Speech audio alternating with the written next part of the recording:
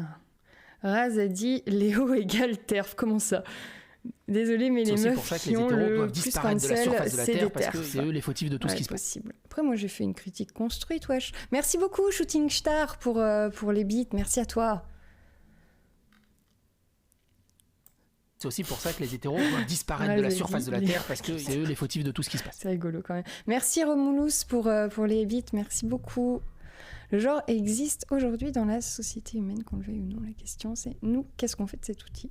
De ouf. Alors attends, ça va pas marcher. Faut-il détester les hommes?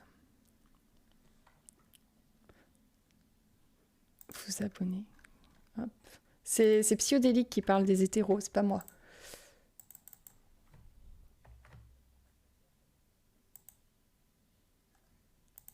Hop là.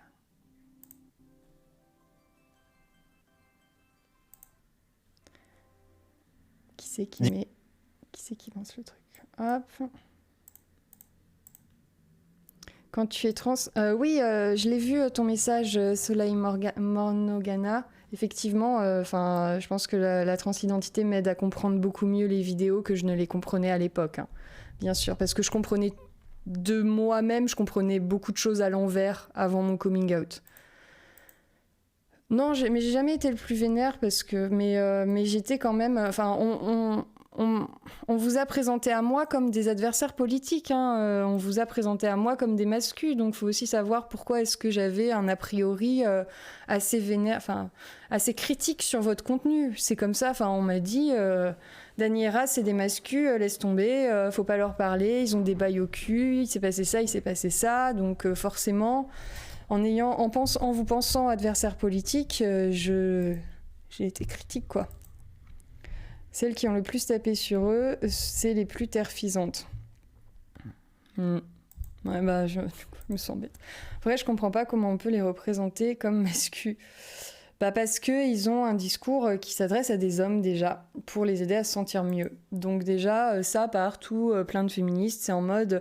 Enfin, quand est-ce qu'on arrêtera de s'occuper des hommes et qu'on prendra enfin en compte la souffrance des femmes? Oui, mais bon, la souffrance des femmes, si elle est due aux hommes, comme ce genre de personnes l'affirment, ou que aux hommes, bah, il faut à un moment donné qu'on s'adresse à eux pour qu'il se passe quelque chose, quoi, que ça change. Il faut qu'on sorte du constat men trash, parce que ce constat, c'est bon, là, depuis MeToo, on en est encore au constat, j'en peux plus. Faut qu'on passe à l'étape d'après, quoi.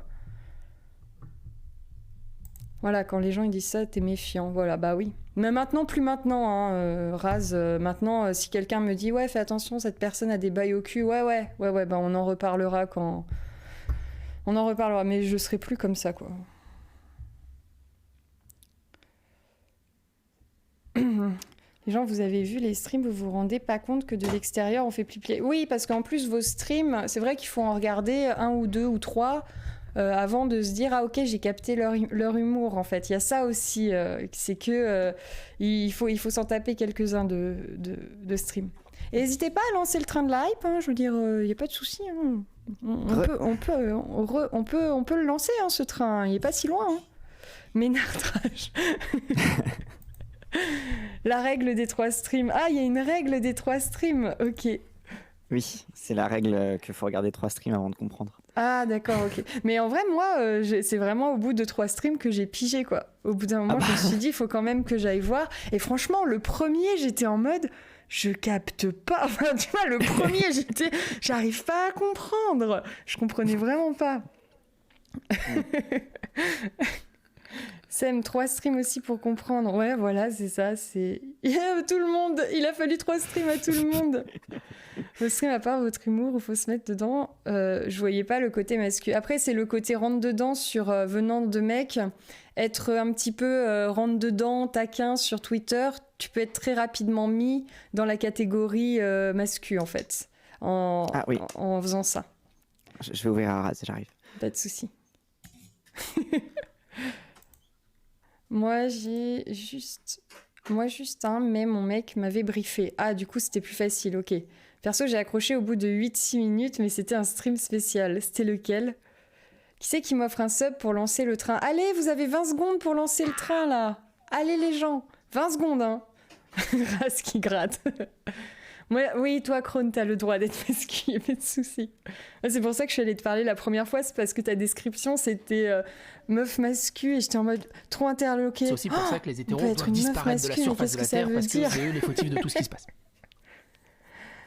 Dany Raz, merci beaucoup pour l'abonnement, Sérum, Putain de beau gosse. Fibio et Colo, merci à vous pour l'abonnement. J'ai eu besoin de 3 streams en 5 mois à l'époque du squat, c'était quelque chose aussi. Putain de beau gosse. Ah oui, non mais l'époque du squat, oui, c'était... Oui, il y avait ça, et puis il y a eu le live Usul Bourré aussi, qui Oui. à mon avis a fait du mal. Qui a bien fait du mal, ouais. En fait, moi, c'est pas le live qui m'a choqué, c'est la réponse de Dany en vidéo après. Je pigeais pas. Je pigeais pas. Ouais. Du coup, j'avais pas. En plus, j'ai connu toute cette histoire via une certaine personne propagandiste de l'extrême droite. Donc, merci beaucoup, El Sousa, pour l'abonnement. Le pot entier de sauce, ce live, ouais, c'était ça. Ah ouais, c'était... Vrai, vous avez forcé. Moi, j'avais un peu cringe sur l'humour et les accusations de confusion. Le truc qui m'a fait réaccrocher, c'est Cassandre puis Raz. Allez. Après, moi, l'avantage de mes streams, c'est qu'il en suffit que d'un seul pour comprendre le ton et pour bien aimer. Donc ça va. Moi, ma théorie, c'est ceux qui ont besoin de 3 streams. Vous avez découvert Internet avec le confinement. Non, arrête, je suis beaucoup plus vieux que ça. C'est aussi pour ça que les hétéros doivent non. disparaître Ouais, mais de la ça, surface moi, de la j'avais Terre commencé parce à que c'est mater eux les fautifs de les tout ce qui se passe. streams, vraiment à l'époque, pendant le confinement. Merci, Sodom. Et ça parlait... C'était cool parce que ça parlait de queer. Et c'était stylé. Et ça faisait du bien. Ouais. Ouais, tu m'étonnes. Ça fait vraiment du bien. D'avoir des personnes... après, il y a aussi Krone, Moufette, puis il y a plein d'autres personnes queer maintenant qui font des streams. Mais avoir un espace où il y a l'humour, les références, et puis c'est trop cool en fait d'avoir ces streams-là où tu te sens bien. Enfin. Bah, surtout, il y a un truc, je trouve, ultra précis par rapport au stream de Dany Raz, c'est qu'au final, le nombre de meufs trans qui ont résonné avec le discours et qui ont rejoint le truc, etc., ou même qui ont transitionné grâce à... Donc il y a un truc aussi, je trouve que moi ça a toujours été on va dire la boussole de moralité, on va dire, la boussole de bon, ok, c'est bien ce qu'on fait.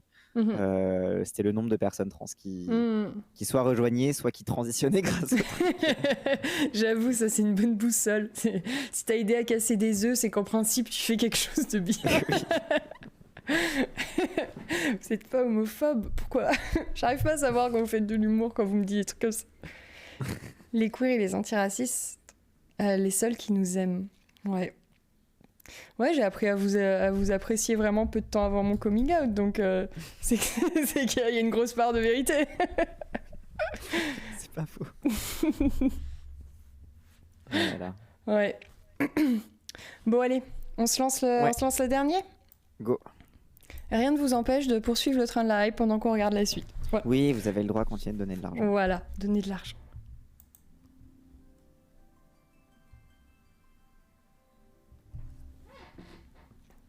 Du coup, on en arrive à notre dernière grande question. Faut-il détester les hommes ? Oula. Tout un programme. Il faisait froid un petit peu là où vous tourniez. Il faisait ultra froid. En Ouais, plus, parce c'était que- une fin de semaine où il y avait eu de la neige à la fin. On était frigorifiés. En plus, c'est un squat, c'est une dalle gigantesque dans un hangar, c'est pas chauffé. Ok, d'accord. Ok. En donc... fait, ça se voit pas à l'image, mais je tremblais pendant tout le truc. Oh l'horreur. Dans les Ça 3 doit être vidéos, je horrible. tremblais. Ouais. Ah, c'est horrible ça pour filmer, pour essayer de parler, être bien et tout. Oh là là, dur. Baise avec d'autres, même si je fais pareil, c'est pas la même chose. Bah oui, non. En effet, détester les hommes, ça fait un peu appel à ce phénomène qui s'appelle la misandrie, qui est un concept qui comporte un peu deux aspects.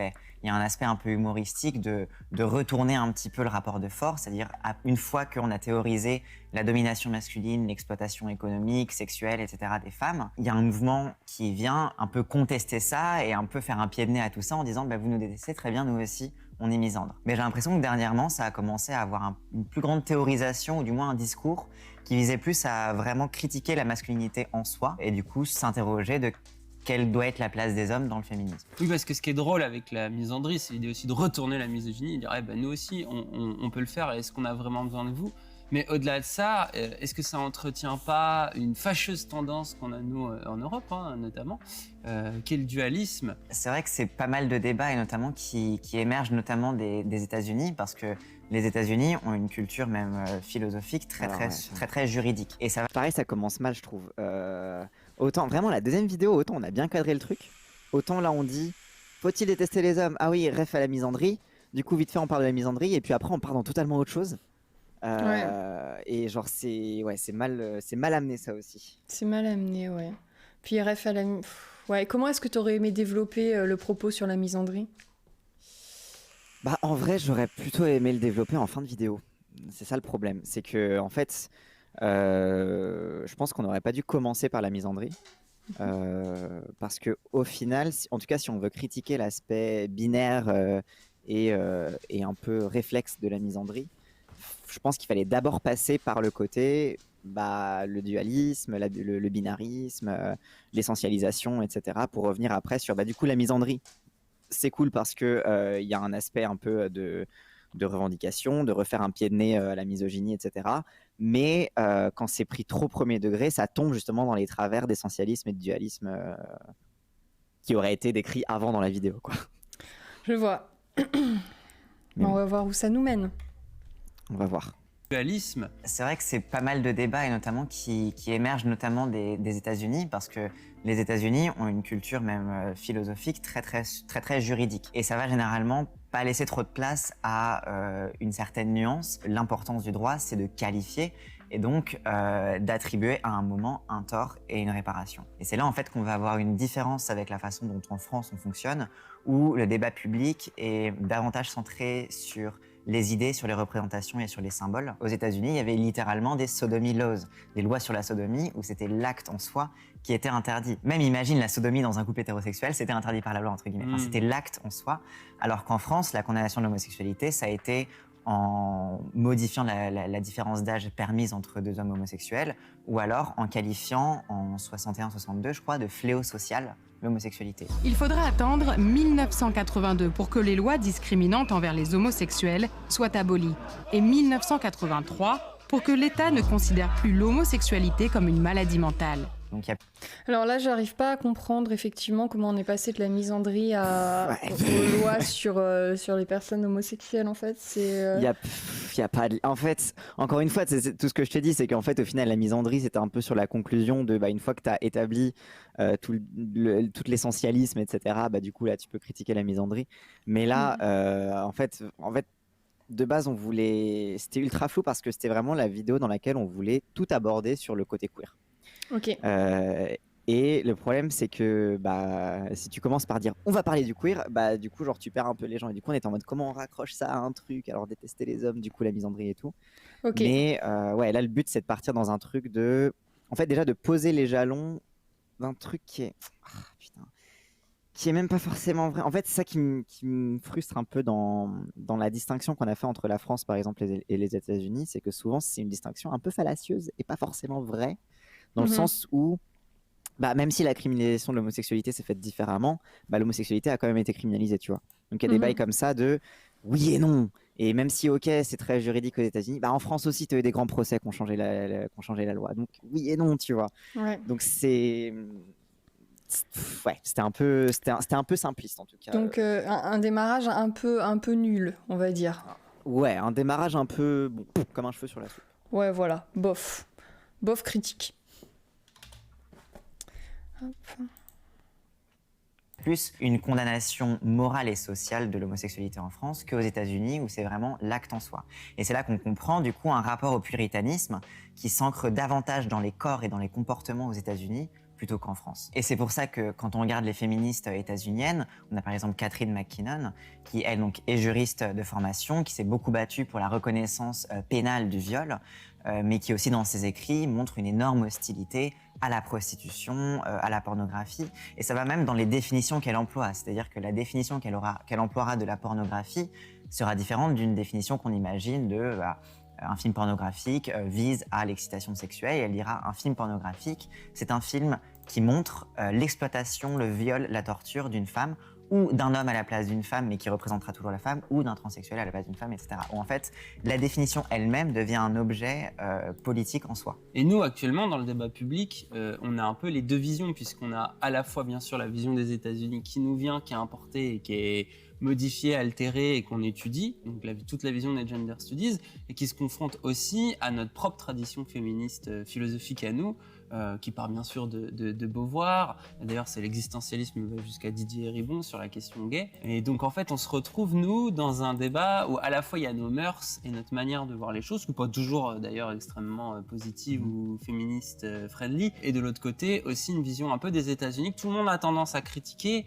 En vérité, est-ce qu'on peut pas dire qu'en France, plutôt que d'importer le discours des États-Unis sans le critiquer, on est plutôt dans un rapport critique à ce que produisent les États-Unis, parce que au final, que ce soit plutôt à droite ou à gauche, soit plutôt féministe ou anti-féministe, on parle des États-Unis pour toujours leur faire dire qu'ils disent n'importe quoi.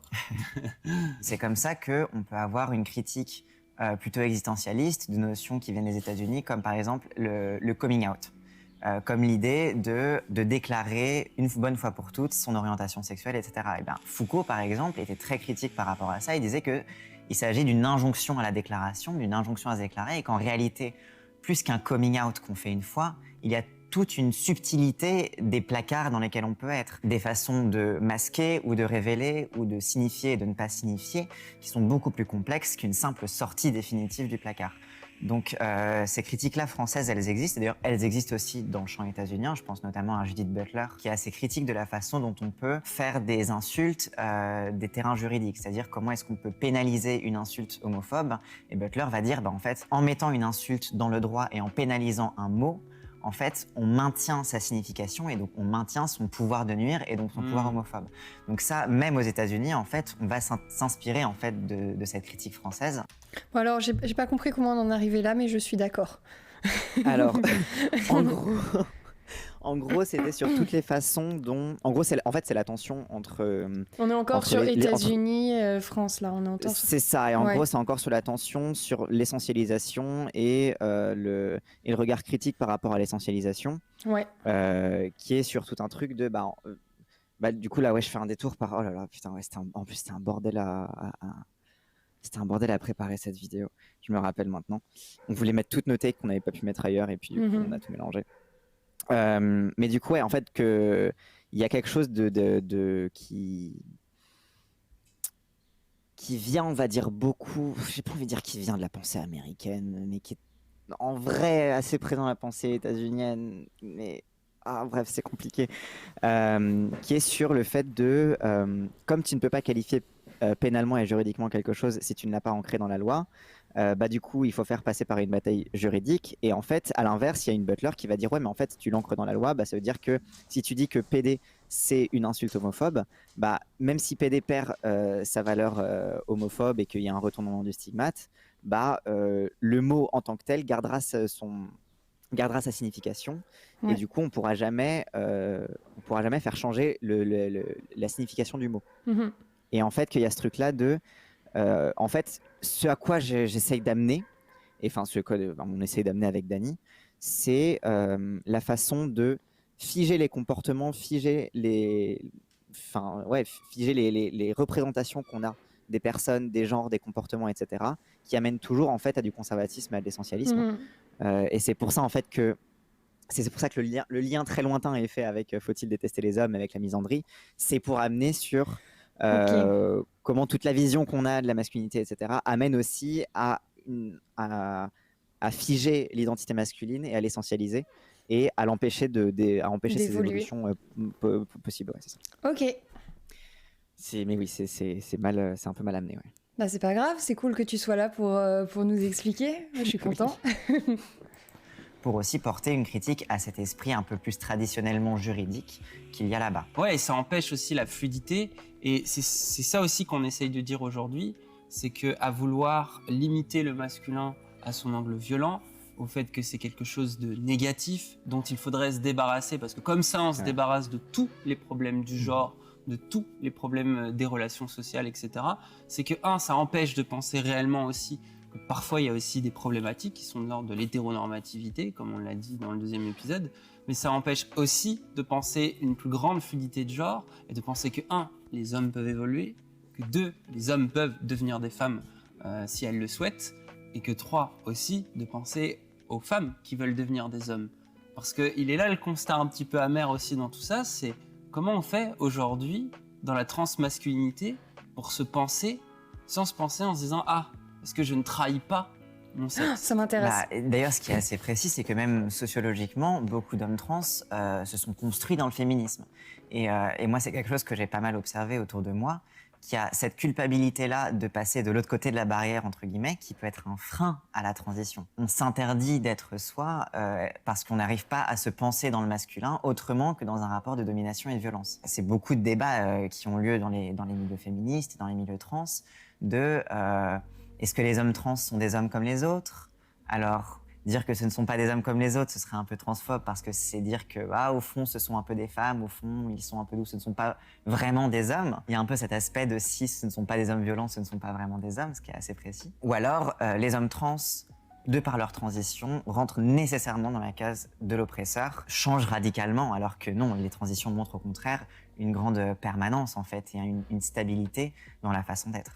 De leur histoire, pur produit de mon environnement. C'est cool, hein. C'est important. Oui, parce que déjà, ça veut dire quoi, essentialisme? Ce qui est assez intéressant, c'est qu'on a un philosophe français et une philosophe qui sont connus pour l'existentialisme, qui sont bien sûr Sartre et Beauvoir. Et il y a cette idée que l'existence précède l'essence, c'est-à-dire que les choix que l'on va faire dans sa vie, à tout moment, on peut quand même, il y a une part, même s'il y a un environnement, même s'il y a une situation, ça c'est un autre concept clé de Beauvoir, s'il y a une situation de départ, qui peut être son genre, qui peut être le lieu où on vit, même s'il y a des conditions à notre existence, il y a quand même toujours quelque part la dimension du choix et de la volonté, et c'est important parce que c'est ce qui empêche les êtres humains d'être naturalisés, qu'on puisse expliquer tout leur comportement en disant « Ah, mais lui c'est un breton, donc évidemment il a agi comme un breton ». Ah, elle, c'est une femme, évidemment qu'elle a agi comme une femme. Et en fait, pour empêcher ces choses-là, il faut partir du principe que, bien qu'il y ait de l'essence, l'existence précédera toujours l'essence. Et c'est ce qui amène Beauvoir à écrire cette phrase magnifique que tout le monde connaît, qui est « On ne naît pas une femme, on le devient ». Alors, c'est à la fois pour parler des déterminismes qui structurent en tant que femme, mais c'est aussi pour dire qu'il y a un choix, une volonté d'être une femme et que c'est une identité à part entière, qui a de la valeur. C'est pour ça qu'aujourd'hui, on peut être assigné homme à la naissance et devenir une femme. Ça, si on le souhaite. ça, je pense que moi, je l'ai très mal pris, cette phrase. On choisit de devenir une femme. J'ai pas du tout kiffé à l'époque. Ah, mais... J'étais vraiment pas content d'entendre ça. Et en plus, dans le deuxième sexe, Beauvoir, en fait, elle développe un concept de Sartre. En fait, Sartre, il a un concept qui s'appelle, c'est le concept de la mauvaise foi. Où en gros, comme Sartre part du principe qu'on est toujours libre et que tout ce qu'on fait, c'est le résultat de nos choix. Par exemple, un mec qui, pendant l'occupation nazie, ne rejoint pas la résistance, mais reste attentiste, il va dire non, mais je n'avais pas le choix, j'étais déterminé, j'étais pas libre. Et en fait, Sartre, il va lui dire non, t'es de mauvaise foi. T'aurais pu choisir. C'était un choix lourd, c'était un choix coûteux. Tu ne l'as pas fait probablement parce que c'était un choix lourd et coûteux, mais reconnais que c'était un choix. Reconnais que tu avais une liberté là-dedans. Et en fait, Beauvoir, elle reprend ça pour critiquer, alors je crois que ça devait être des bisbilles de l'époque dans le milieu artistique, etc., pour critiquer une autrice féministe où en gros il y avait en gros une exposition qui mettait en avant, donc il y avait une aile qui mettait en avant les auteurs et une aile qui mettait en avant les autrices. Et il y avait une autrice qui a revendiqué que non, comme elle est une femme, ça ne veut pas dire qu'elle est moindre que les hommes, et du coup elle a été exposée dans l'aile des auteurs. Et Beauvoir se fout de sa gueule en disant mais c'est toute sa mauvaise foi, parce que la seule raison pour laquelle elle a été dans l'aile des auteurs, c'est pas parce que c'était une femme et qu'elle a réussi son truc féministe, c'est parce que son mec était dans l'aile des auteurs, et du coup elle s'est fait coopter par lui. Et en fait, Beauvoir, elle développe beaucoup ce concept de mauvaise foi en l'adaptant au genre, en disant tout comme la mauvaise foi sartrienne, tu as toujours un choix, même si c'est un choix que tu fais, mais en fait, il faut juste assumer que tu as fait ce choix-là. En fait, pour les femmes, c'est pareil. Le fait de décider de se définir comme une femme, de se définir comme une autrice, ou alors de se dire « Ah non, mais je suis comme ça, c'est pas ma faute parce que j'ai été élevée comme ça », c'est de la mauvaise foi. Parce qu'en fait, il y a toujours un moment où, à partir du moment où tu peux examiner le fait que tu es une femme et que est-ce que tu as choisi, est-ce que tu n'as pas choisi, c'est déjà que tu sais que tu aurais pu choisir autrement. Ouais, mais à l'époque où je te dis, moi j'ai très mal pris cette phrase, je n'avais absolument aucune conscience que c'était possible que je puisse choisir que ce soit autrement. Et je vais te raconter une anecdote et j'aimerais bien avoir ton opinion là-dessus. C'est du haut de ma bébé trans attitude. Un jour, un peu ivre, je discutais avec 2 meufs cis et je leur ai dit, un peu sur le ton de la rigolade, parce qu'elles se plaignaient du patriarcat, que je ne comprenais pas pourquoi toutes les femmes ne voulaient pas devenir des hommes trans. Pour moi, ça n'avait absolument... ça n'a plus ou moins toujours aucun sens, mais je comprends que je ne pourrais pas comprendre en fait. Et elles l'ont très mal pris. Elles m'ont dit que j'étais violent, que ça se faisait pas de dire des choses comme ça, que c'était misogyne, etc. Et moi, je l'ai très mal pris, qu'elles le prennent très mal. Et du coup, on s'est retrouvés dans cette situation un peu chelou et je ne sais toujours pas trop quoi penser de tout ça. Bon, après, il faut voir le ton et d'où est-ce que je parlais à ce moment-là, que pour moi, non, c'était pas de la violence parce que je faisais plus ou moins une blague et en comprenant que je ne pourrais jamais comprendre ce truc-là. Mais j'arrive pas vraiment à piger comment on s'est retrouvés dans cette situation-là, en fait, un peu chelou. Et ce que ça veut dire d'elle, et ce que ça veut dire de moi, tu vois. Enfin, est-ce que finalement, elles font volontairement pas le choix de devenir des mecs trans en restant dans la féminité ou, tu vois, pour mettre en parallèle avec ce que tu viens d'expliquer? Je pense que c'est aussi que le choix de devenir un mec trans... En fait, je pense que c'est justement bien la preuve que le choix de devenir un mec trans, c'est pas uniquement une réaction au patriarcat. Dans le sens où c'est beaucoup un argumentaire, par exemple, de dire les mecs trans, c'est juste des femmes qui veulent échapper au patriarcat et qui veulent se retrouver du côté de la barrière, etc. Et je pense qu'il y a un peu un truc là-dessus de ouais, mais fais chier, on a quand même encore envie de se battre, on n'a pas envie de choisir la solution de facilité, entre guillemets. Et je pense qu'au contraire, ça illustre bien à quel point, enfin pour moi, c'est bien la preuve. Franchement, si les TERF avaient raison, dans ce cas, il n'y aurait plus aucune femme. Donc je pense que c'est aussi, ça illustre bien aussi toute la complexité dans la transidentité et dans l'identité de genre en règle générale, de non seulement, en fait, tu choisis pas de transitionner parce que à cause du patriarcat, mais en même temps, pourquoi est-ce que tu voulais transitionner, personne ne le sait. Exact. Et en même temps, mais je pense que ça pointe aussi du côté des femmes, parce qu'en fait je pense qu'elles aussi, une des raisons probablement pour lesquelles elles l'ont mal prise, c'est que ça fait un peu victim blaming, en mode oui mais tu te plains du patriarcat, pourquoi tu fais pas, tu vois. Il y a un peu ce truc là, mais en même temps je pense que si on revient à Simone de Beauvoir et la mauvaise foi, je pense qu'elle aurait été un peu accusée de victim blaming aussi un peu à l'époque, parce qu'elle aurait été dans le truc de arrêtez de dire que vous subissez l'imposition du patriarcat. Vous pouvez choisir de rompre avec le patriarcat individuellement. Ça, c'est la proposition du lesbianisme politique, etc. Sauf que Beauvoir, en fait, sans être dans le victim blaming, a dit mais comprenez qu'est-ce qui vous fait que vous restez là-dedans et assumez-le et comprenez d'où ça vient. Utilisez-le comme analyse féministe au lieu de vous cacher derrière le patriarcat. En fait, c'est ça, c'est que Beauvoir, elle a davantage ce regard un peu dur sur les excuses faciles, sans pour autant dire c'est une excuse facile, t'as qu'à devenir lesbienne. Donc, ok, je vois.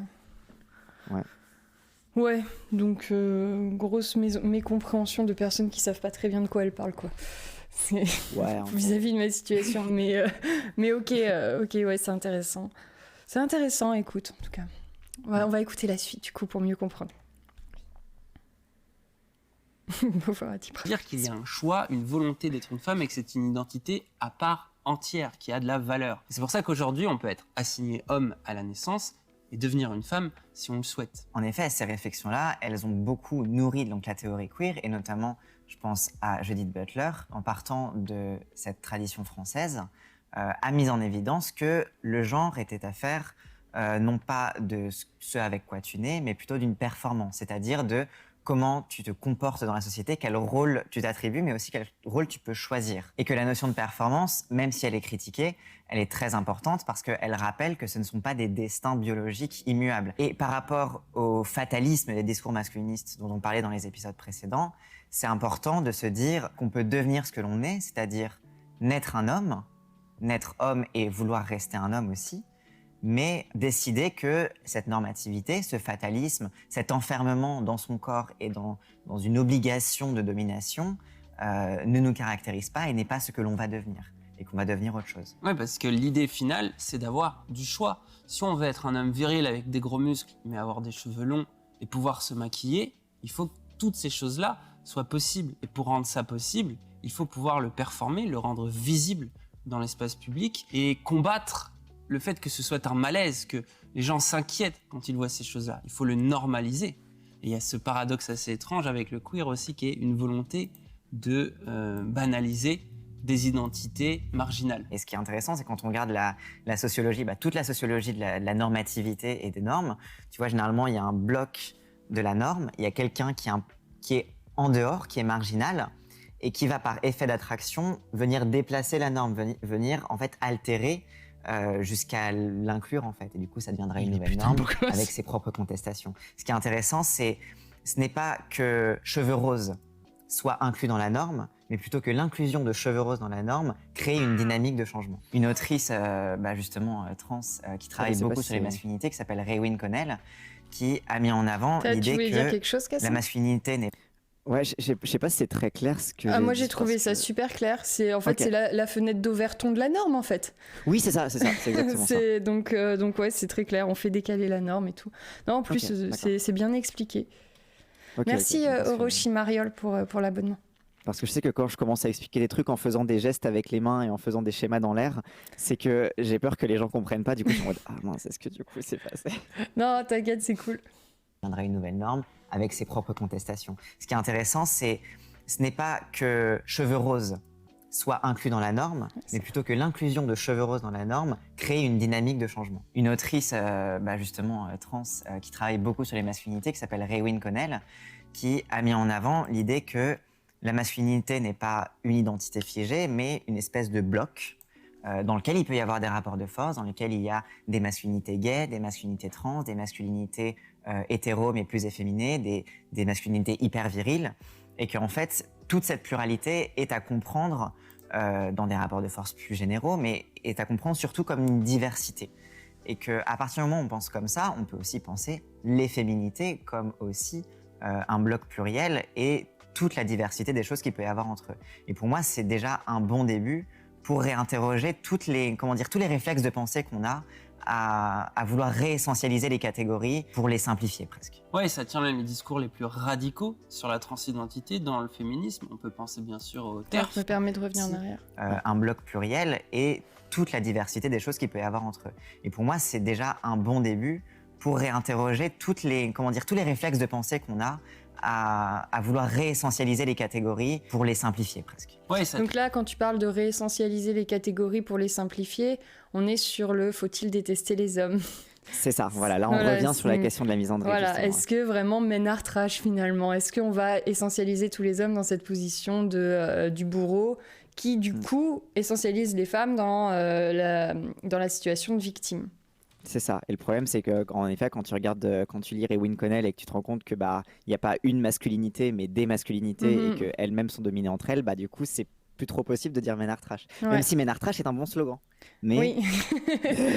Mais maintenant, en fait, je pense que moi, c'est ce que je dis à propos de Ménard Trash, c'est oui, ça a été nécessaire à un moment donné, peut-être pour visibiliser. Enfin, non, même sûrement, ça a été nécessaire de passer par cette étape-là. Mais on attend toujours l'étape d'après, en fait. Genre, oui, c'est ça. Ok, d'accord, on a compris. Allez, maintenant, on passe à la suite. Tiens, même les discours les plus radicaux sur la transidentité dans le féminisme. On peut penser bien sûr au TERF. Pour ceux qui ne savent pas ce que c'est les TERF, c'est les féministes radicales qui sont contre la transidentité, contre le fait qu'on puisse transitionner, et qui se retrouvent à avoir ce discours essentialisant de dire « Non, mais ce qui fait que tu es un homme ou une femme, c'est la façon dont tu as été socialement construit. Et ça affiche ton identité. C'est ce qui fait qu'il va y avoir ce discours de dire qu'une femme trans reste un homme, et donc un ennemi qui ne peut pas rentrer, par exemple, dans une association non mixte, ou qui ne peut pas se retrouver dans un espace avec d'autres femmes, parce qu'il faut toujours se méfier que c'est un homme, et donc un potentiel violeur, et de l'autre côté, de ne pas reconnaître leur masculinité aux hommes trans en disant que ce sont juste des lesbiennes qui se sont perdus. Et il y a ça où bien sûr que par confort, ça serait plus simple de se dire pensons le masculin comme le mâle et le féminin comme quelque chose de positif, parce que c'est vrai qu'à penser comme ça, on se dit, vu les dégâts qu'ont fait la masculinité pendant des siècles, ça va rééquilibrer les choses au bout d'un moment et on devrait arriver à l'égalité.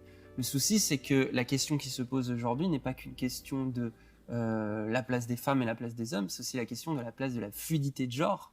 Et pour permettre cette fluidité, eh bien, il faut aussi commencer à réfléchir au masculin différemment. Et en plus d'essentialiser ces identités et ces vécus, il y a dans ce discours presque un biais intentionnaliste Alors que, à l'origine, la volonté d'analyser... Ça veut dire quoi, intentionnaliste?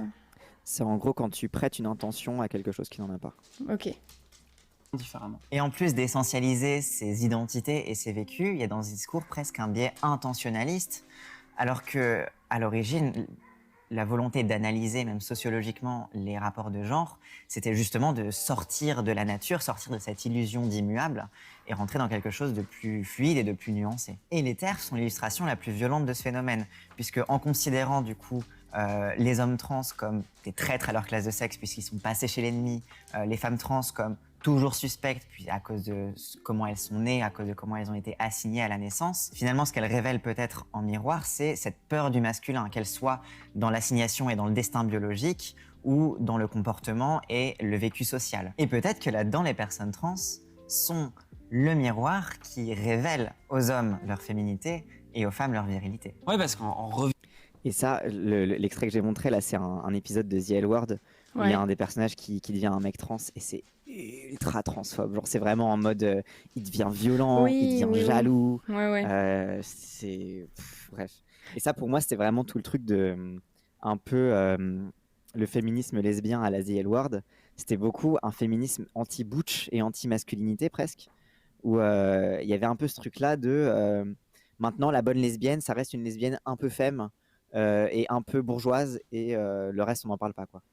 C'est intéressant ce que tu dis parce que The L Word, moi j'ai jamais vu, mais j'en ai beaucoup entendu parler dans certains podcasts féministes qui disent que c'est bien. Oui. Bah, en même temps, à l'époque, il n'y avait que ça, tu vois. Mais... Ouais, mais moi, ça ne me gêne pas qu'on dise que c'était très bien pour l'époque, qu'on manquait de ça et tout. Mais il faut qu'il y ait aussi la critique qui va derrière, tu vois. C'est que tu peux dire que The L Word, c'était bien, que ça t'a permis d'évoluer. Comme, franchement, beaucoup d'entre nous, on a kiffé Harry Potter, en vrai. Enfin, voilà, il n'y a pas de souci à le dire que ça nous a permis de nous échapper dans un autre monde, alors que la plupart des gens qui ont kiffé Harry Potter étaient bullies au collège, quoi. Donc, il n'y a pas de souci de le dire, mais il ne faut pas que ça empêche d'amener la critique derrière et il faut informer les gens, en particulier quand tu as un podcast de grande écoute féministe. C'est cool de mettre un petit peu ce truc-là. Bon, oui, c'était cool, L Word, par contre, il faut quand même préciser à un moment donné, c'était un peu chaud, transphobe, et puis globalement, il n'y a pas tant de représentation des butch que ça, donc est-ce qu'on peut le mentionner aussi, quoi. Et je ne l'ai jamais entendu être mentionné. Bah ça c'était un truc, moi après j'avais regardé un peu The L Word mais j'avais jamais vibe avec parce que déjà j'étais pas lesbienne, mais il y avait aussi un truc de, tu sais donc en même temps à peu près t'avais The L Word et t'avais Queer as Folk, et donc le Queer as Folk c'était la version gay quoi. Et ce qui est intéressant c'est que Queer as Folk t'avais beaucoup plus de nuances justement sur les différentes classes sociales des personnages les uns les autres, notamment typiquement t'as le personnage de Brian qui est le plus dans le truc, ouais, de toute façon, les hétéros, ils nous détestent, faut faire sans eux. Vraiment le PD le plus radical, qui était le plus riche de la bande. Parce que lui, il pouvait se le permettre. Alors que le PD prolo qui veut s'en sortir, c'est lui qui voulait se marier avec un gars, se poser, être dans une maison, etc. Et en fait, je trouve qu'il y avait une lecture des rapports de classe qui était plus précise, et même sur la vision de la transidentité. Alors déjà, c'est marrant parce que dans The L Word, la représentation de la transidentité, c'est un mec trans, et dans Queer as Folk, il n'y avait pas vraiment de personnage de meuf trans, mais t'en avais qui étaient en personnage secondaire, dans le background et tout. Et les personnages avaient toujours un rapport de défense des meufs trans. Genre, c'est pas un truc de... Enfin, il y avait les blagues transphobes habituelles de « Oh là là, elle est partie en Thaïlande, machin truc et tout ». Et puis, les trucs un peu « Oh là là, c'est rigolo, c'est un peu bizarre ».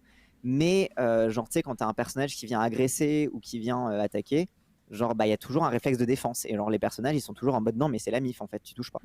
Et un truc qu'on trouve pas forcément dans The L Word où c'est beaucoup plus cloisonné par exemple, mais c'est aussi parce que The L Word il y a une représentation ultra bourgeoise en fait de tout ça. Ouais.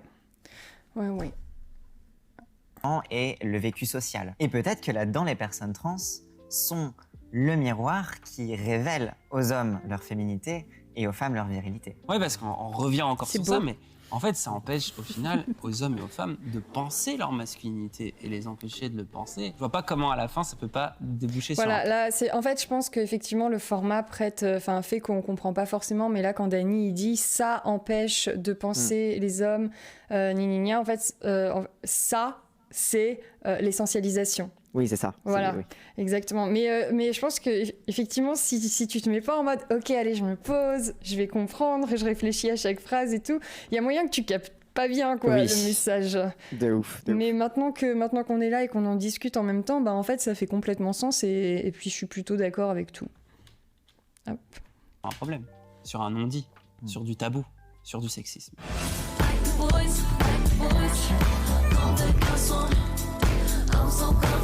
D'un côté, il y a les TERF, comme tu viens de l'expliquer, mais il y a aussi les profèmes.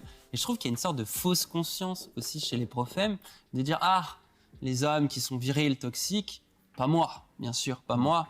Et pourquoi pas moi? Parce que moi, je mange des légumes, parce que moi, je fais du vélo, parce que je n'agresse pas, je ne suis pas comme ah là là, ces gens bizarres qui ont besoin de montrer leur virilité, ceux qui aiment le football, ceux qui aiment le rap, etc. Donc je trouve qu'il y a un truc aussi un peu qui est pervers et qui est en vrai de l'ordre aussi du toxique, voire de la violence, voire même du mépris de classe, voire un mépris aussi des autres hommes, un mépris des autres corps. Donc là aussi, on peut retrouver plein de dimensions dans lesquelles il y a du privilège et où il y a de la domination. Et je me demande si cette fausse conscience que je pense n'importe quel homme un peu féministe se pose, si à un moment donné, elle se base pas sur aussi la culpabilité d'être un homme et sur ah là là, je ne suis qu'un oppresseur, je ne peux être qu'un oppresseur, je vais m'enfermer dans cette image. Et moi, j'ai toujours peur aussi qu'on s'enferme dans cette image parce que tout va bien tant qu'on reste dans l'idée que non, mais de toute façon, c'est comme ça, c'est pas grave, je perds un peu de privilège et voilà, je fais ma part. Ce que je trouve aussi intéressant. Putain, voilà, ça va trop vite entre les idées.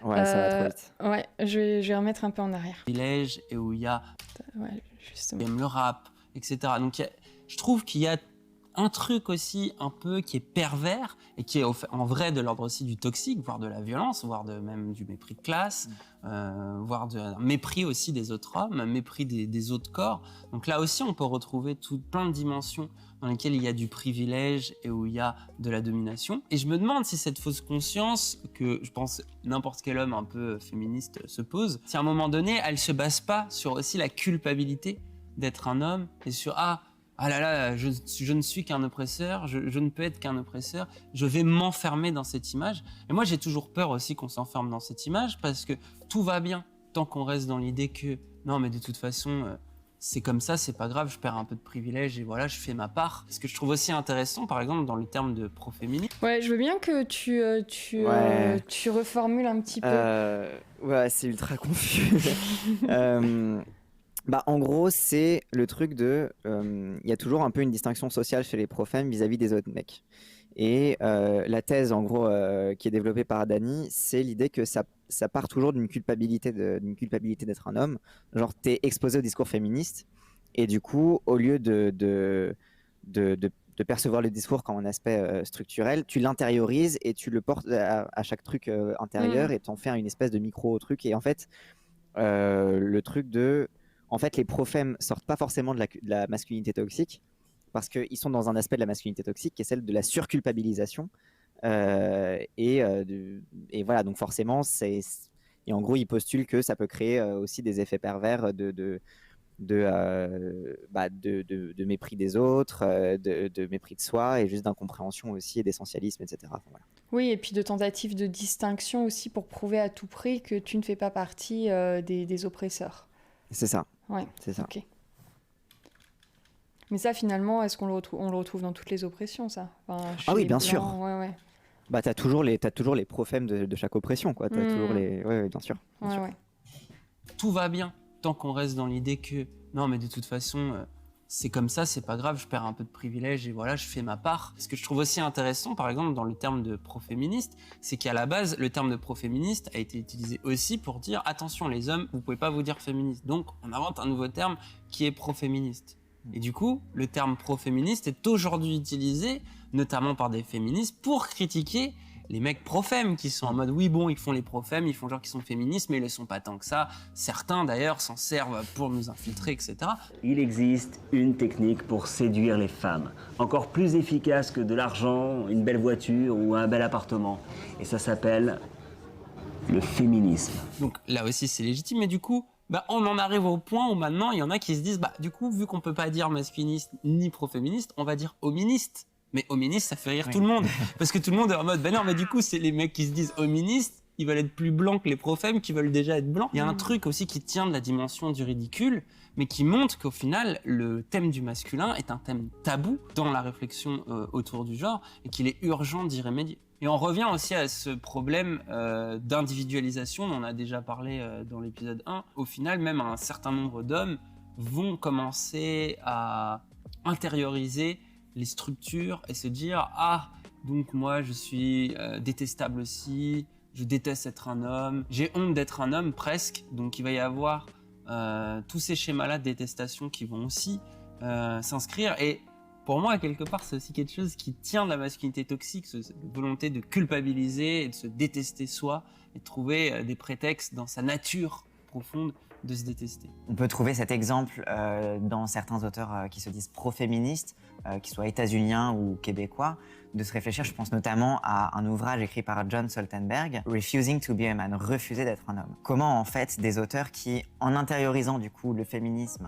et du coup cette culpabilité, du coup qui devient individuelle d'être des hommes, ils se disent en changeant au moins individuellement, je ne changerai peut-être pas la société, mais je m'extrairai de cette culpabilité que je porte en étant un. Et en fait, alors ça c'est un truc assez intéressant. Stoltenberg, c'était le mec de Andrea Dworkin. Alors, à la fin de la vie d'Andrea Dworkin ou avant? Ouais, c'est ça, vers la fin de sa vie. Alors, c'était une relation totalement platonique. C'était un mec gay, c'est ça, si je me trompe pas. C'est ça, ouais, c'était un mec gay. Okay. Et un pro-féministe. Alors du coup, lui, il appartenait plutôt à la branche des pro-féministes qui suivaient les féministes radicales. Parce qu'il était avec Andrea Dworkin. Parce qu'il était avec Andrea Dworkin. Mais ce qui m'a le plus, ce que je trouve le plus intéressant là-dedans, c'est que tout en suivant une idée du féminisme radical, il s'est quand même démerdé pour en faire un truc de développement personnel. Parce qu'en fait, quand tu lis Refusing to be a man, c'est une série un peu de poèmes, de réflexions personnelles sur moi en tant qu'homme, et puis je m'extrais des injonctions de virilité, de machin truc. Ce qui, en fait, le bouquin est intéressant à lire en soi, mais en fait, tu sors totalement de la vision de transformation radicale de la société, du féminisme radical, parce qu'en fait, du coup, il se remet à se concentrer sur qui suis-je moi en tant qu'homme coupable et comment je m'extrais de la culpabilité. Là où le féminisme radical s'adresse davantage aux structures. Et en fait, moi, ce que je trouve qu'il y a un énorme échec de la pensée masculiniste radicale, c'est d'avoir réussi à porter aussi un discours sur les structures à changer du côté des hommes et s'être concentré en fait sur un discours individuel de comment moi je change individuellement pour être du bon côté, quoi.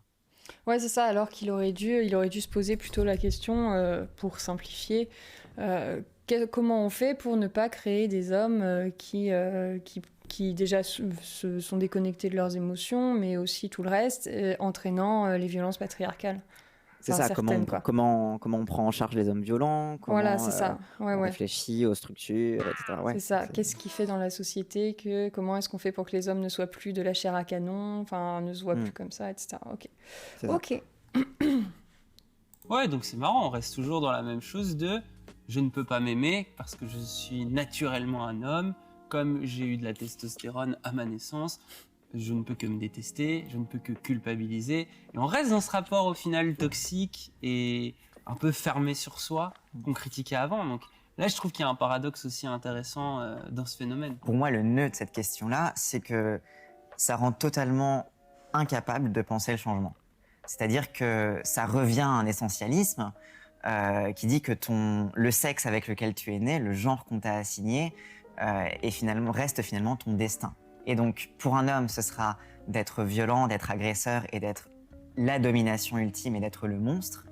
Mais du coup, ça veut dire aussi que pour une femme, ce sera d'être l'éternelle victime, ce sera d'être la position inférieure. La seule façon de penser un retournement dans ce dualisme-là, ce serait de penser à un retournement inverse. Et que d'ailleurs, beaucoup de masculinistes anti-féministes disent les féministes, elles veulent la suprématie des femmes. Et du coup, cette pensée-là, en fait, ne permet pas de sortir de cette binarité qui, en fait, c'est celle-là qui pose un problème et qui nous empêche d'avancer. Essayons aussi de vraiment parler de masculinité parce qu'en général, les discours actuels du masculinisme ne sont pas tant des discours sur la masculinité, à part peut-être sur la garde des enfants, c'est surtout des discours contre le féminisme. Et c'est pour ça qu'il faut pouvoir établir quelque chose qui dit non, parlons du masculin et essayons d'en parler bien. Et ne pas penser la masculinité, ça nous empêche aussi de tisser des liens et de mettre en évidence certaines choses. Par exemple, tous les points communs qu'il y a entre un mec trans comme moi et un go muscu par la musculature. Ouais, la musculature, la testostérone, les hormones, quel effet ça a sur le corps, quel effet ça fait de voir son corps changer. Dans quelle mesure se mettre de la testostérone dans les fesses pour gagner de la masse musculaire, on n'est pas dans une forme de parcours qui est transidentitaire. Moi, d'un certain point de vue queer, j'ai envie de dire oui. Et d'un autre côté, quand on se dit tiens, je vais plutôt m'habiller d'une certaine façon, quand on lorgne vers la mode, vers le métrosexuel, vers l'homosexualité, les frontières sont là floues aussi.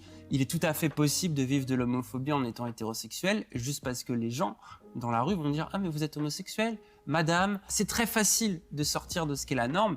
Tout simplement parce que même si on correspond dans les faits à une norme, mais cette norme-là n'est jamais la même. Chaque cerveau a sa propre façon de voir la norme. Donc en fait, on sera peut-être la norme pour des gens, et peut-être la chose la plus inquiétante qui soit pour d'autres.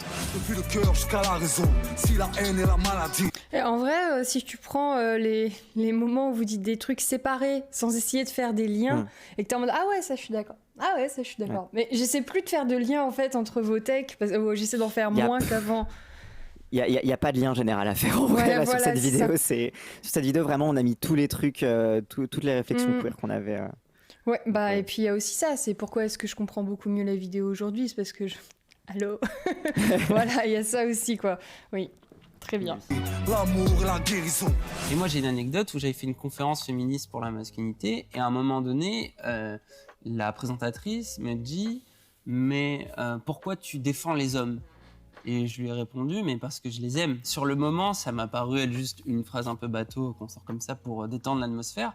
Mais en fait, j'ai pas mal réfléchi, car je me suis dit, bah oui, au fond, c'est ça aussi qu'on empêche, encore une fois, c'est d'aimer les hommes. Et là, j'ai l'impression qu'on revient à un bon vieux truc bien sale, qui est l'homophobie, qui est le fait que les hommes ne peuvent pas s'aimer entre eux, que les hommes n'ont pas le droit de s'aimer, n'ont pas le droit de se sentir désirables, n'ont pas le droit de se sentir beaux, n'ont pas le droit de se sexualiser, de mettre en avant leur corps. Et dès qu'ils le font, ils deviennent des folles, ils deviennent des trans, ils deviennent complètement autre chose. Et il y a ce tabou de ne pas pouvoir être viril d'un côté et de l'autre, si on a envie quand même de sexualiser, de se sentir beau, de se maquiller. Et il y a cet interdit de s'aimer, quoi, de s'ouvrir à la séduction. En fait, on a le droit. Ça, c'est un truc que j'en parlais récemment avec une copine. C'est, il n'y a pas d'érotisation masculine dans l'espace public. Et je crois qu'il y a quelqu'un qui avait fait une étude là-dessus qui expliquait que les hommes, ils ont des stimuli sexuels à peu près partout dans l'espace public. Dès que tu as un panneau publicitaire, tu vas avoir généralement une meuf à demi à poil pour vendre du parfum ou peu importe. Mais il y a très peu d'érotisation masculine qui pourrait éveiller le désir pour les hommes. Et du coup, je trouve que ça rejoint pas mal en fait ce que dit Dany. En fait, il a raison. Dany a raison. C'est vrai que cette érotisation masculine, tu la trouves dans les milieux gays plus. Genre dans les publications, dans les pubs, les trucs comme ça.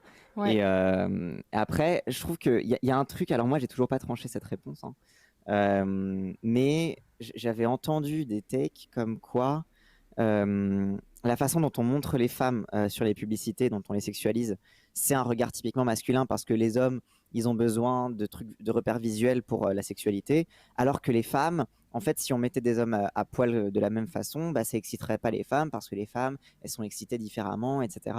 Et genre, moi, j'ai envie de dire, qu'est-ce que vous en savez? C'est clair, en fait, on n'a pas essayé. C'est ça, genre, déjà d'une, on n'a pas essayé.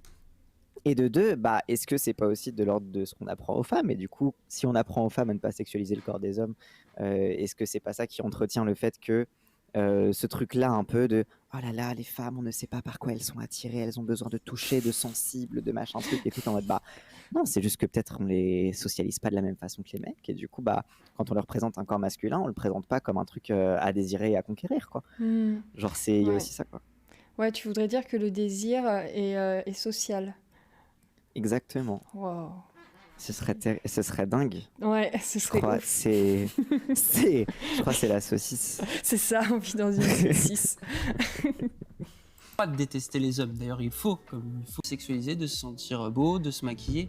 Et il y a cet interdit de de s'aimer, quoi, de s'ouvrir à la séduction. En fait, on a le droit de détester les hommes. D'ailleurs, il faut détester tout le monde, si possible. Mais il y a aussi à un moment donné, il faut se poser la question, est-ce qu'il faut aimer les hommes ? Les hommes ont du mal à s'aimer entre eux, les hommes ont du mal à se dire des compliments, les hommes ont du mal à pouvoir devenir homosexuels.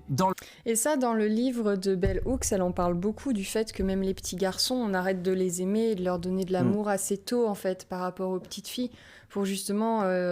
à mettre de la distance et en faire devenir des vrais hommes le plus rapidement possible. Et que ça crée une assez grande souffrance, en fait, chez eux. Moi, j'ai envie de dire immense cliché, mais si ça a trigger les mascus, c'est pas pour rien. La pub Gillette, là, en mode être un vrai homme, un homme a le droit de pleurer, etc. Genre, ça m'étonne pas que c'est trigger tellement, parce qu'en fait, c'est vraiment un truc... Ok, une féministe, elle voit ça, elle est en mode « Oh là là, c'est pas révolutionnaire, blablabla et tout ». Mais genre, désolé, moi, genre, dès que j'ai croisé de la sociologie féministe, ça a toujours été sur les hommes, on leur dit de pas pleurer, et les meufs, par contre, elles ont le droit de pleurer, et même d'ailleurs, c'est mal parce que c'est des pleurnicheuses, mais par contre, c'est normal. Du coup, je suis en mode, du coup, c'est logique qu'on passe aussi par dire oui, t'as le droit d'avoir des émotions. En fait, c'est le même. Le même quand tu parles de genre à des cis, et là tu vois une mère qui essaye de montrer à son enfant que le rond il va dans le rond et le carré il va dans le carré, et quand tu parles de genre avec des personnes trans, c'est genre t'es en mode genre tu sais t'as les philosophes grecs, etc. J'ai l'impression que c'est un peu pareil, c'est genre quand tu parles de genre et d'émotion à des féministes, c'est en mode genre philosophe grec. Sauf que les mecs, on en est loin, genre, le discours, il est pas implanté, faut ramer, quoi. Ouais, faut ramer encore un petit peu. C'est pour ça il faut repartir de la base, quoi, genre, juste vraiment faire des... encore une fois, ce que tu dis à propos du discours pour les hommes, il est pas au même niveau, c'est aussi peut-être, c'est ce qu'on disait, c'est la raison pour laquelle des personnes n'ont pas aimé votre vidéo, c'est peut-être qu'elle a été considérée, sans même qu'ils s'en rendent compte, comme pas à la hauteur de leur exigence, je sais même pas comment dire, de leur exigence, point. C'est ça, je pense qu'il y a aussi, c'est possible que des gens aient trouvé ça trop simpliste. Mais sans s'en rendre compte, je pense. Tu sais, sans même essayer d'analyser pourquoi ils n'ont pas aimé. Mais c'est possible. C'est une théorie. C'est une bonne théorie, je pense. Je suis un peu d'accord.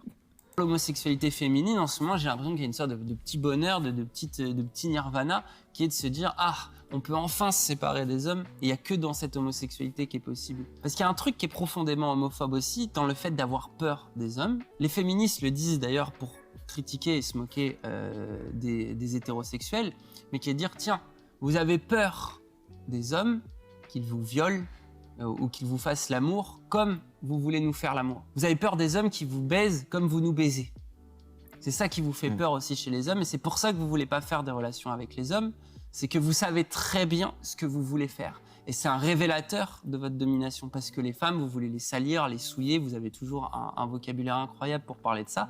Et donc, vous avez peur qu'un homosexuel vous souille, vous salisse, vous sodomise, et vous fasse toutes ces choses, toutes ces violences que vous vous dites prêtes à faire. Moi, pendant très longtemps, c'est un truc que j'ai fait, où je me disais, est-ce que je veux relationner avec des hommes ? Non, parce que j'ai plutôt peur de la sodomie. Mais la sodomie que j'imaginais, c'était le cliché le plus débile possible, qui était vraiment que ça se fasse sans mon consentement, sans que j'y sois préparé, alors que j'en ai peur. Et ce que j'ai découvert dans la réalité homosexuelle, c'est que fort heureusement, la sodomie n'est pas une pratique imposée, et c'est pas une pratique qu'on fait dans toutes les situations, et qu'il en existe des tas d'autres qui sont absolument compatibles avec des idéaux romantiques ou avec du soft sex, comme il existe plein de manières différentes. Il y a ça aussi, c'est que je pense qu'un certain nombre d'hommes s'empêchent de penser leur propre homosexualité ou leur bisexualité, parce que s'ils se disent putain, c'est sûr que ça va mal se passer, est-ce que j'ai vraiment envie d'être dominé, alors que les règles ne sont pas définies, et qu'en fait dans les relations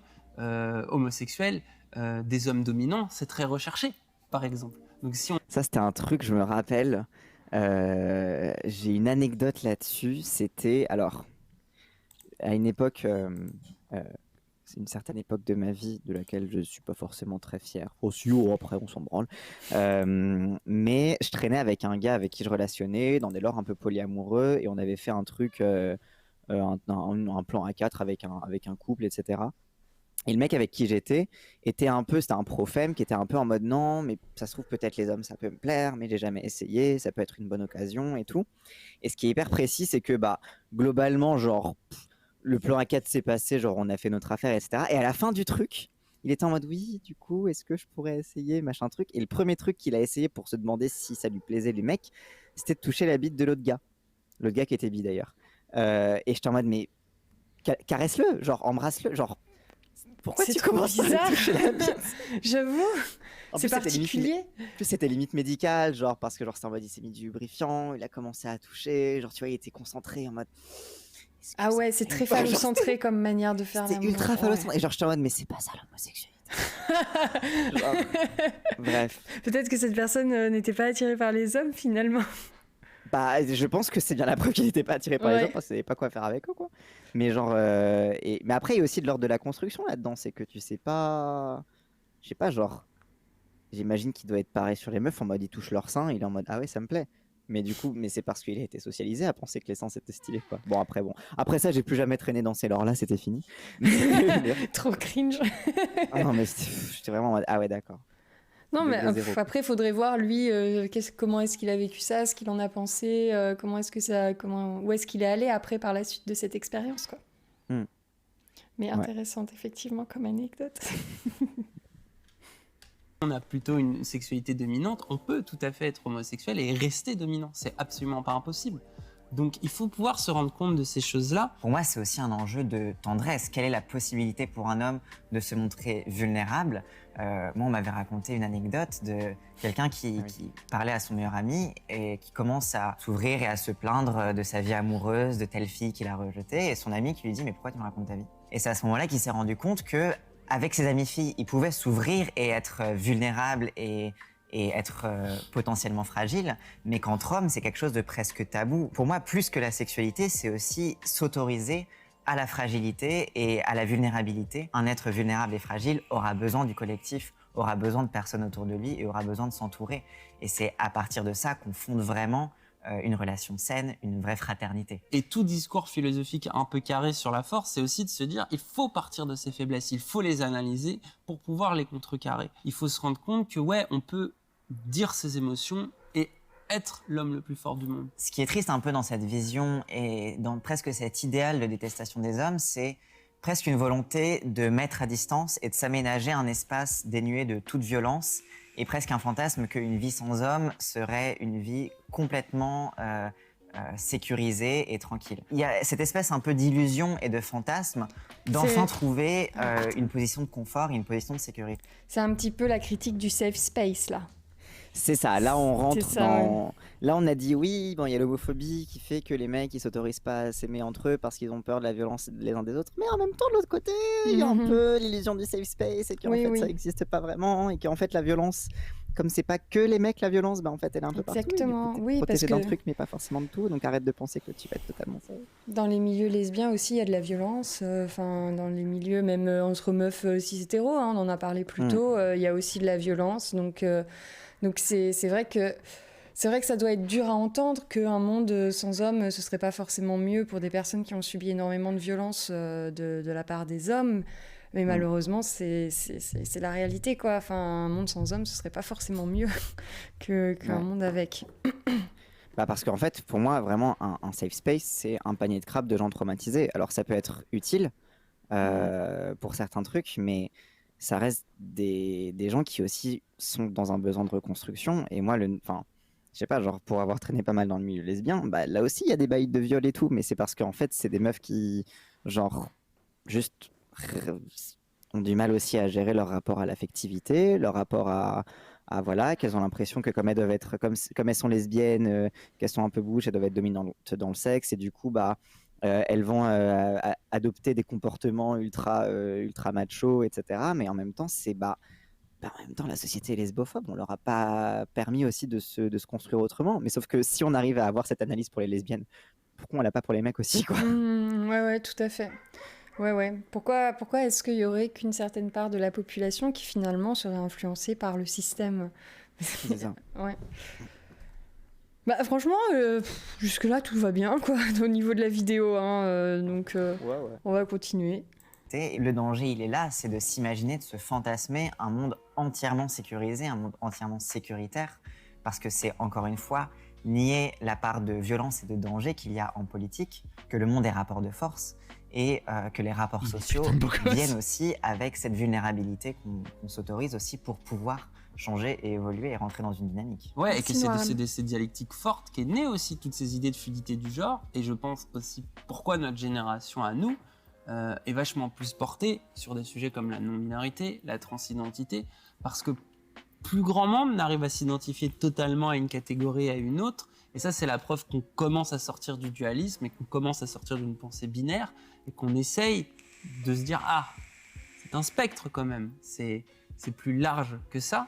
Et ce que tu dis, c'est assez beau, et ça me fait penser à du Rainer Maria Rilke, qui disait cette chose assez jolie, que les hommes et les femmes s'angoissent de leurs différences et se séparent à cause de ça, se mettent chacun l'un contre l'autre parce qu'ils ont une peur commune qui est leur différence, alors que c'est ce qu'ils ont en commun, ce gouffre. Ils ont tout à gagner. C'est beau, hein. Franchement, sur cette musique Lofi, là, je suis trop bien, là, tu vois. On est pareil parce qu'on est tous différents, du coup notre différence c'est notre similitude, Ouais. du coup en fait on est tous des êtres humains. Ouais, c'est magnifique. C'est magnifique. Il n'y aurait pas la musique Lofi, tu vois, j'aurais mis les musiques que j'ai en stock de développement personnel, tu sais, de motivation et tout.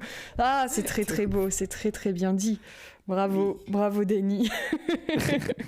Trop l'autre parce que ils ont une peur commune qui est leur différence, alors que c'est ce qu'ils ont en commun, ce gouffre. Ils ont tout à gagner à se rendre compte qu'ils ont ça en commun, qu'ils ont ce point en commun sur les épaules et qu'ils se ressemblent dans le fait d'avoir peur l'un et l'autre de l'autre et qu'il faut qu'ils se reconnectent, qu'ils se retrouvent parce qu'ils ne sont pas si différents que ça. En conclusion de tout ça, c'est que ce que je trouve intéressant, c'est que qu'on analyse ça avec un angle plutôt masculiniste ou avec un angle plutôt féministe, au final, un homme, ça doit réfréner ses émotions, ça doit pouvoir se contrôler, ça doit culpabiliser, ça n'a pas vraiment accès à la beauté ou à la séduction, ça n'a pas vraiment de corps, ou en tout cas, ça n'a pas d'identité de genre. Donc en fait... J'ai pas hyper bien compris la culpabilité. C'est la culpabilité d'être oppresseur, c'est ça ?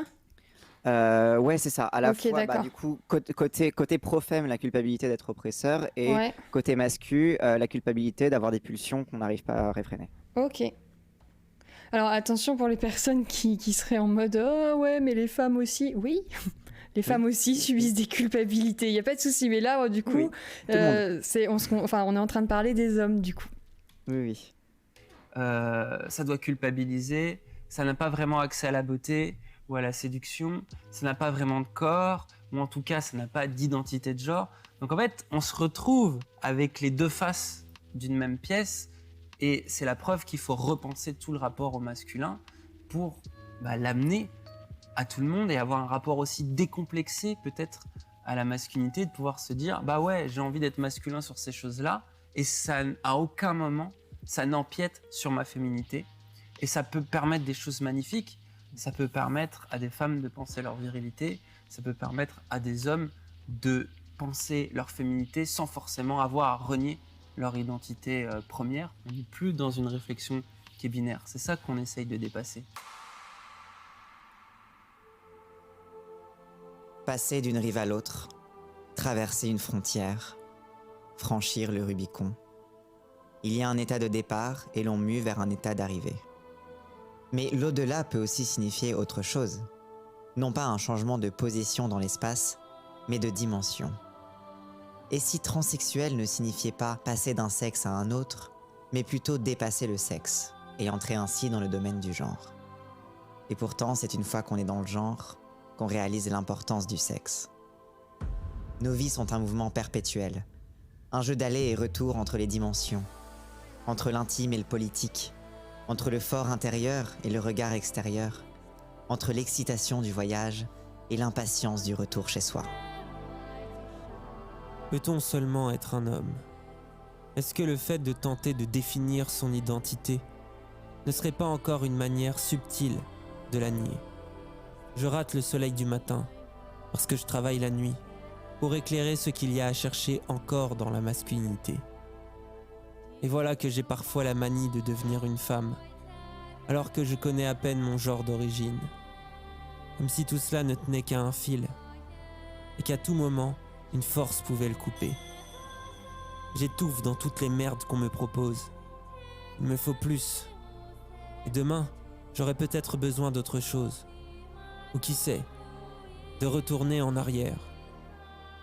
La société nous ment, nous impose tellement. Cette morale de merde, ces règles débiles, ces empêchements, ces manques auxquels on ne peut échapper. Tout veut nous nier. Et par frustration, certains ne rêvent que de répression, de punition, d'interdit. Si l'apprentissage de la féminité passe par l'imposition du silence en public, l'apprentissage de la masculinité exige le silence en privé. Cela ne signifie pas que ces deux genres sont rendus égaux par ce silence commun, mais plutôt que le genre est un système non manichéen. Putain, je vais chialer. Mais comment la dualité des genres peut ne pas être manichéenne, me direz-vous ? Précisément parce que l'humain, le désir de vie, déteste la binarité. Elle est une norme artificielle imposée partout. Il est donc évident qu'elle suscite des résistances. C'est pourquoi le genre n'est binaire qu'en théorie. En pratique, l'infinité des résistances et des compromis qui en découlent en fait tout un univers en expansion. Une fois qu'on a dit ça, il devient impossible de porter un discours simpliste sur le genre. Et à moins de connaître en détail la vie de chaque homme et de chaque femme sur cette terre, aucun discours n'approchera jamais un semblant de vérité à son sujet. Alors nécessairement, tout discours sur le genre comportera une part plus ou moins grande de mauvaise foi, de simplification volontaire. À l'amour du même s'oppose l'amour de l'autre. L'homosexualité est à l'origine une contradiction, dans le sens où, comme nous le savons, la reproduction a besoin de types sexuels différents. Ainsi, naturellement, la morale humaine juge l'hétérosexualité utile à la survie et souhaite la conserver par tous les moyens, comme si la reproduction risquait de disparaître si on ne la contrôlait pas. Cette logique est malheureusement pauvre et idiote, dans le sens où elle rate précisément ce qu'elle vise et affaiblit notre potentiel. C'est ce qui est renversant. Culturellement parlant, l'hétéronormativité est ce qui nous enferme dans l'homogénéité, à nous reproduire selon l'éternel même modèle. Les corps humains sont suffisamment divergents, dissemblables et inégaux pour ne plus avoir à se figer dans les limites arbitraires de ce que nous réduisons au masculin et au féminin. Pourquoi vouloir être un homme ?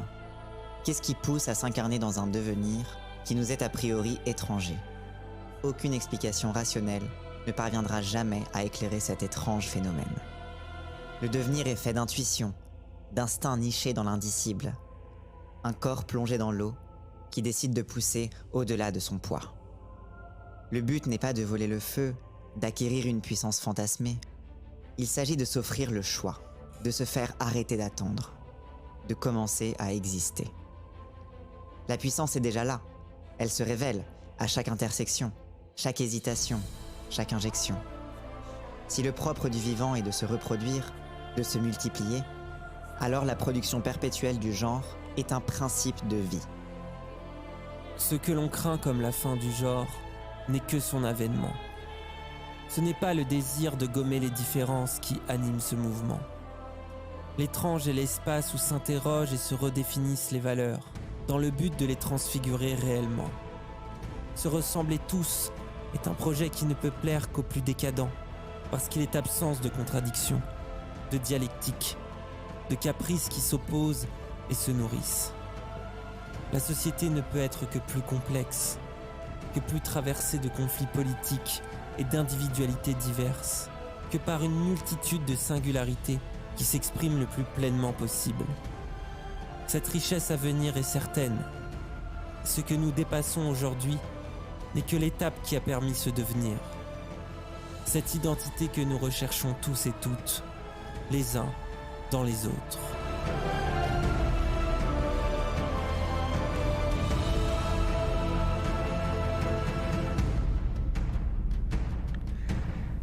Putain, mais bravo, hein. Oui. Ah là là là là, cette confusion, ça me fout toujours les larmes à chaque fois. Ouais, Putain, franchement, la j'ai eu musique, les quoi. larmes qui ont monté, moi aussi. J'étais en mode non, je vais chialer. C'était trop bien. Le montage est super classe. Qui c'est qui a fait le montage ? C'est Emmerich. C'est Emmerich. Emmerich HB, ouais. Ok, bah, c'est super beau, franchement, bien stylé. Après, je t'avoue, là, je commence un peu à fatiguer. Je pense que je me réécouterai la conclusion ce soir et on aura l'occasion d'en reparler, mais de tous les points que j'ai captés, franchement, c'est cool en fait, c'est très bien. Bah ouais, en vrai, c'était stylé. Même encore une fois, hein, moi, la deuxième vidéo qui était celle sur laquelle j'étais en mode oulala, peut-être que le cancel ils avaient raison et tout. En fait, non. Bah en fait, franchement, non. ça va. En fait, C'est limite la première qui est la plus bancale. Oui, c'est la première finalement où j'ai trouvé que c'était le moins clair où est-ce que vous vouliez en venir. Mais les autres, ça allait très bien. En fait, j'ai envie de cancel le Jacotte du passé. J'ai pas essayé de comprendre. En vrai, j'ai pas essayé de comprendre ce que vous avez fait. Et c'est pour ça que ça fait 6 mois, 9 mois que je te dis, putain, il faut que je les re-regarde. Parce que je pense que je savais que j'aurais changé d'avis maintenant que j'ai transitionné et maintenant que j'ai évolué politiquement. Parce qu'en vrai, on va pas te cancel, Cassandre, je pense. Oh, oui, je suis pas cancel du coup. Juste petite critique sur la forme. On est décancel. Let's go. Elle est trop bien. Il était là, il regardait. Il était là, c'était un piège pour te faire dire ça. C'est ça. Finesse, trop bien. Ouais, des cancels en vrai. Des cancels et ouais, vraiment les personnes qui ont mal compris la vidéo, faut penser qui c'est qui l'a fait, faut penser à qui elle est adressée, faut se comprendre la difficulté d'avoir ce genre de discours quand tu essayes d'encourager les hommes à se défaire des travers de la masculinité pour refaire lien avec eux-mêmes et que bien évidemment que ça leur permettra de refaire lien avec les personnes avec qui ils ont envie de faire lien, généralement les femmes s'il s'agit de personnes hétéros. Donc ouais, voilà. Et une fois que tu fais ça, tu comprends les vidéos. Juste ouais, c'est ça. Soutien critique à la forme. Oui, en fait, c'est ça, c'est que ce qui a pêché le plus, au final, c'était la forme. Mais bon, voilà, hein. C'est vrai que moi, Mais en vrai, la forme aurait été bien, vous auriez quand même été cancel. Hein. Vous auriez quand même été cancel, je pense, parce qu'il y aurait toujours eu, et il y aura toujours, et en même temps, est-ce que c'est pas un peu ok, il faut pas l'accepter. Quand on s'intéresse à la question des hommes et de leur bien-être, il y aura toujours une partie du féminisme qui sera en mode « oui, mais quand même, c'est les femmes qui prennent le plus cher, quoi ». Ce qui est compréhensible et voilà, à mon avis, moi c'est ce que j'essaie de dire, la première étape pour réussir à comprendre les travers de la masculinité, c'est admettre que tu vis dans une société qui avantage plutôt les hommes, quoi. Est-ce que c'est la première étape? Je sais pas, mais ça doit être une des étapes, quoi. Donc après là-dessus, en vrai de vrai, après pour moi ces vidéos, même si on a eu le cancel et tout, mais en fait, ce qui est marrant, c'est qu'il y a eu le cancel surtout sur la deuxième, et puis après, on a été surtout très ignoré en fait du reste.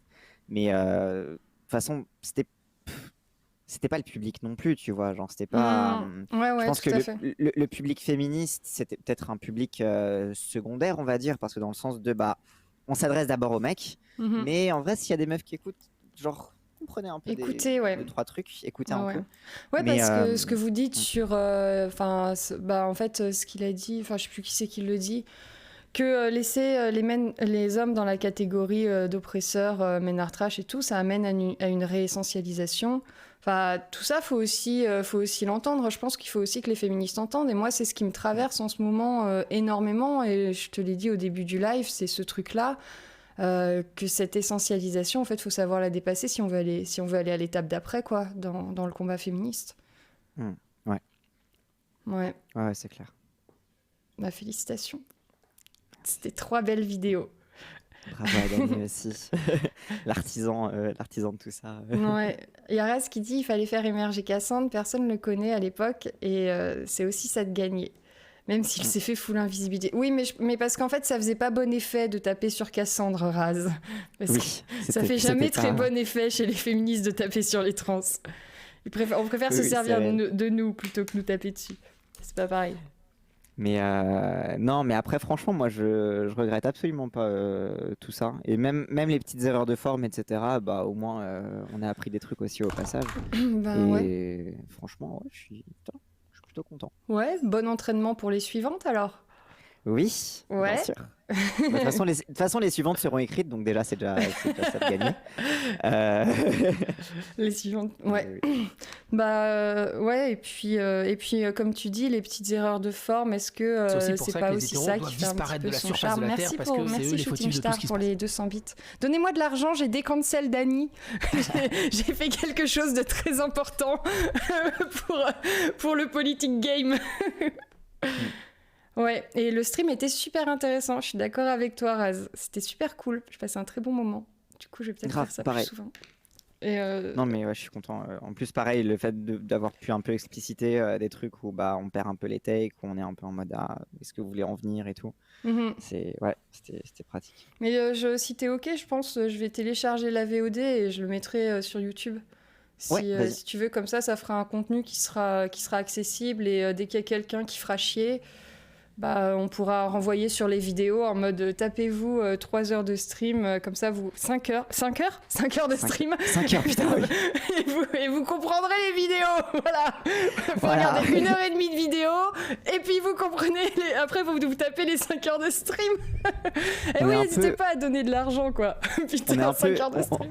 Ça nous fait un peu l'UPR du genre, tu sais, genre va voir la conférence de 3 heures de Asselineau sur pourquoi l'article 50. Genre, Ouais, c'est ça, exactement. chiffrage LFI. Le carton art qui tient à dire que ces gens sont beaux, mais nous sommes magnifiques, nous sommes des bien BG sûr. Tchad, parce que déjà on est Bien des sûr. mecs trans, Exact. c'est obligé que ce soit le cas. Déjà ça. Tiens. Et encore une fois, hein, Léo, je te l'ai déjà dit une fois, mais je te le redis vraiment. Quand on avait parlé pour la première fois, je crois que c'était dans le sillage de l'affaire Bouzeux, je crois, avec le truc de Psyo. Mhm. Et je me rappelle quand on avait discuté ensemble, il y a eu toute une discussion en vocal avec Dany et tout. Je suis sorti de cette discussion, j'étais en mode non, mais franchement, je pense qu'elle finira par comprendre nos takes parce que franchement, ce sera un mec trans beaucoup plus BG que moi. Yes, génial. Non mais tu sais, en vrai, je me demande aussi parce que moi j'étais dans un déni assez profond et violent au point que je me suis éloignée de tous les mecs trans et de tous les contenus de mecs trans que j'avais l'occasion de croiser. Genre Elliot Page, j'ai pas voulu en entendre parler. Il y a une personne que je suivais beaucoup sur les réseaux sociaux à partir du moment où il a fait son coming out trans. J'ai arrêté de vraiment suivre ce qu'il faisait et je pense que dans ma recherche de déni et tout, j'ai aussi fait un espèce de blocage en mode non en fait je veux pas regarder de ce côté-là, je vais aller regarder de l'autre côté auquel je suis habituée où c'est plus rassurant parce que là ça me fait trop peur. Enfin, il y a aussi typiquement Stone Butch Blues, je l'ai lu en 2 fois et je me suis arrêtée la première fois au moment où la personne commence à se faire des injections de thé. Et à partir de ce moment-là, j'ai arrêté de le lire et je l'ai repris après mon coming out en mode le déni. Donc Il y avait peut-être un truc. ouais, il y avait peut-être un truc aussi qui fait que j'ai vu ça quoi. Ouais.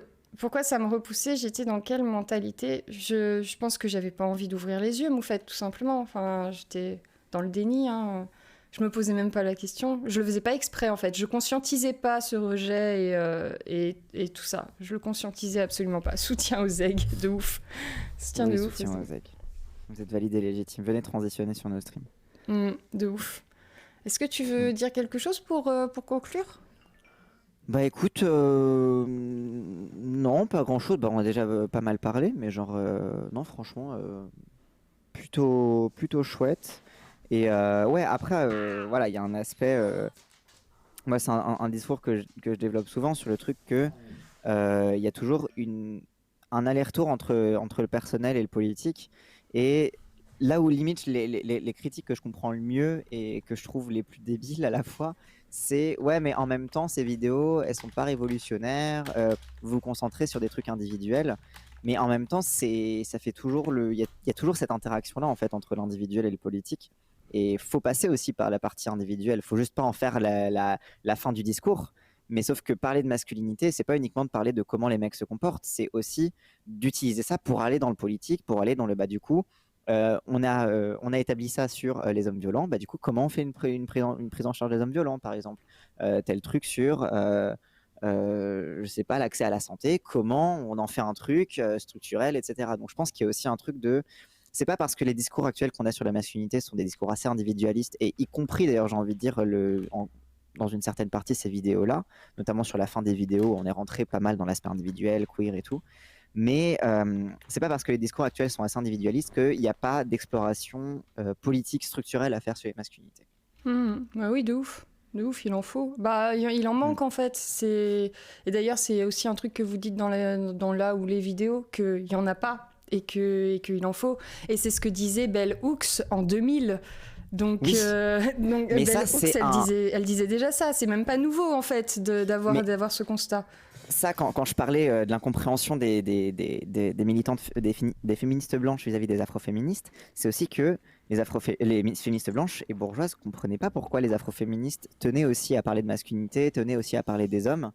Et ça fait partie aussi des trucs. Je pense que les discussions sur la masculinité et la façon dont elles ont été invisibilisées ont aussi attrait aussi quelque part à un certain racisme, de ne pas voir que il y avait des afroféministes qui étaient dans des situations politiques où la question de la masculinité est ultra centrale, que ce soit dans l'assignation à la masculinité des femmes noires, ou alors dans le vécu des hommes noirs autour d'elles, etc. Et que du coup, ça développe aussi une sensibilité, une pensée particulière du masculin, quoi. Ouais. C'est ce que dit Ouria, que les femmes non blanches ont moins la possibilité de se séparer et d'être en antagonisme avec les hommes non blancs que les femmes blanches peuvent se le permettre. Donc de ce fait, il y a peut-être, alors là franchement je dis ça, je place mes takes, c'est peut-être qu'il y a une empathie qui est plus forte chez les personnes non blanches entre hommes et femmes que chez les blancs. Je commence à être fatiguée. Après, j'ai plutôt tendance à dire chez les bourgeois, parce qu'en vrai, les féministes prolos aussi, elles ressentent cette empathie. En fait, je pense que c'est ça. Je pense que quand le seul dénominateur de lutte, c'est celle du genre, du coup, en fait, c'est ça. En fait, c'est plus facile de tisser des ponts et des ponts de camaraderie quand t'as d'autres luttes qui te rapprochent. Que quand tu as juste la question du genre qui, du coup, te rentre dans un rapport d'antagonisme duquel tu n'arrives pas à sortir, quoi. Ouais, tout à fait. C'est bien dit. C'est un joli. T'as un autre mot de la fin ou on s'arrête sur celui-là ? Non, je pense qu'on peut s'arrêter là-dessus. On va s'arrêter là-dessus. Merci d'être venu. Cool. C'était trop bien. Ça fait grave plaisir. C'était trop cool. Donc vous êtes officiellement décancel par moi. et puis j'espère qu'on aura l'occasion de rediscuter en live parce que c'était chouette. De ouf. Grave. Écoute quand tu veux, franchement. Trop bien. Ça fait plaisir. On se tient au jus. Allez, bye. Grave. Bye. Alors, hop, je te retrouve sur Discord.